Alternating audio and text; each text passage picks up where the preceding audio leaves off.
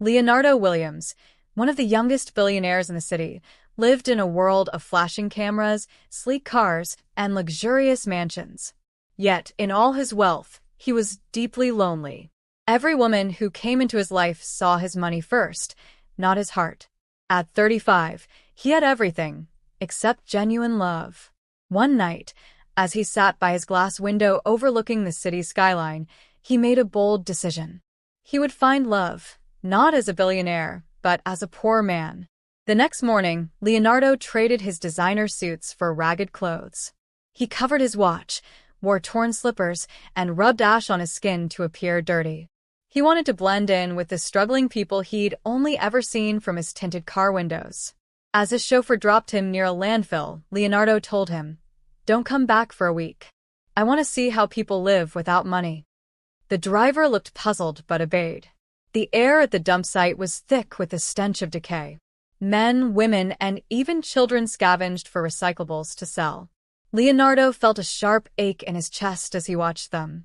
For the first time, he wasn't Mr. Williams, CEO of Williams Industries. He was Leo, a trash picker trying to survive. Amid the buzzing flies and clinking bottles, Leonardo noticed a young woman with worn-out gloves carefully sorting through heaps of plastic. Her face was tired, but her eyes, those soft brown eyes, glowed with determination. Her name was Maya Johnson. She worked there every day to feed her sick mother and younger brother. Leonardo approached her shyly, pretending to be a new picker. "Can I work beside you?" he asked softly. Maya smiled faintly and nodded. "Just don't take my spot," she teased. As they worked, Leonardo listened to her hum a tune. Her laughter was pure, untainted by greed. When the sun dipped, Maya shared her bread with him. "It's not much, but it's something," she said. Leonardo was stunned. In his mansion, he had chefs preparing gourmet meals every day, yet here was a woman sharing her last slice of bread with a stranger. That night, as Leonardo lay on the cold ground beside the dumpster, he couldn't stop thinking about her kindness.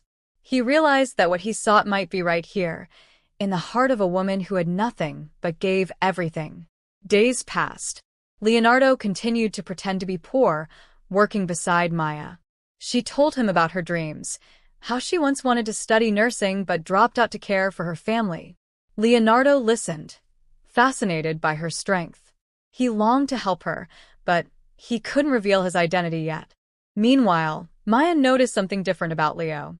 His words, his posture, even his hands, they didn't belong to a trash picker. "You don't look like someone from here," she said one evening. Leonardo laughed nervously. "Maybe I just got lucky with soap once," he joked. Maya smiled but remained suspicious. Still, she enjoyed his company. Together, they laughed, shared scraps of food, and dreamed under the stars. For the first time in years, Leonardo felt seen, not for his wealth, but for his heart. One rainy morning, Leonardo deliberately fell and pretended to hurt his ankle. He wanted to see if Maya would still care for him when he was a burden. She didn't hesitate. She helped him up, found a dry spot under an old shed, and gave him her scarf to keep warm. "You shouldn't be here," she said softly. "You're too gentle for this life." Leonardo's heart swelled. "Maybe I need to be here," he replied, "to learn what real life is." That night, as the rain poured, Maya covered him with her tattered jacket while she shivered beside him. Tears welled up in Leonardo's eyes. He had been surrounded by people who chased his money, but this woman cared for him when he had nothing. While Leonardo hid in poverty, his absence caused chaos in the city. News headlines screamed, "Billionaire Leonardo Williams missing." His company executives panicked. Detectives began searching every corner. Maya, unaware of his true identity, worried for her new friend. "If I ever get rich," she said one day, "I'll build homes for people like us." Leonardo smiled quietly. "She dreams bigger than most millionaires I know," he thought. But the peace didn't last. One afternoon, a black car pulled up near the dump site. Two men in suits got out, showing a picture of Leonardo to everyone. Maya's eyes widened. It was Leo. "That's you," she whispered, shocked. Leonardo froze. The secret he'd tried to keep had been uncovered. Leonardo tried to explain, but Maya's eyes filled with betrayal. You lied to me, she shouted. You played with my feelings. He reached out, but she stepped back. I wanted to know if love could exist without money, he said desperately. Maya shook her head, tears streaming down her cheeks. You could have just been honest. I thought you were one of us. She ran off before he could say another word. That night, Leonardo returned to his mansion, surrounded by luxury, yet haunted by her words. He had found love, but lost it because of his deception. The mansion felt colder than ever. Leonardo's chefs, assistants, and staff moved quietly around him, afraid to speak. Every corner reminded him of Maya's laughter. He missed the simple joy of sitting beside her, the warmth of her smile. He tried calling her, but she ignored him. He sent gifts, money, food, even flowers, but she rejected them all. Maya didn't want luxury. She wanted truth. Leonardo realized that to win her heart again, he'd have to show her the man behind the mask. Not the billionaire, not the pretender, but Leo. Weeks later, Leonardo visited the landfill again, this time dressed simply. Not in rags, not in suits. He found Maya cleaning bottles alone. I came to apologize, he said quietly. I shouldn't have lied. You showed me what kindness truly means. Maya looked away. Why come back? Your world is too different from mine. Maybe, he said softly, but love isn't about worlds. It's about hearts. He handed her a small envelope, not money, but an offer letter for a nursing scholarship in her name. This is your dream, he said.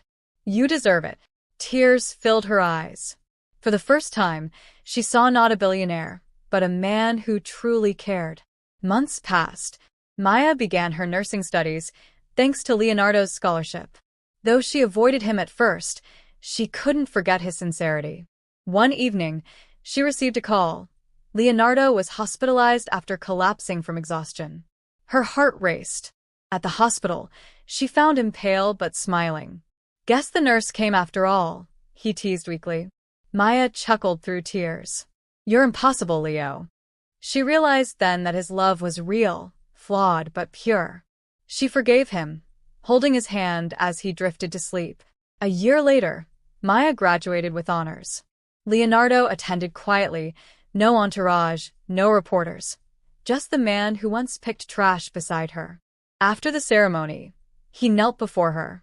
Maya Johnson, he said softly, you taught me that love can't be bought or faked.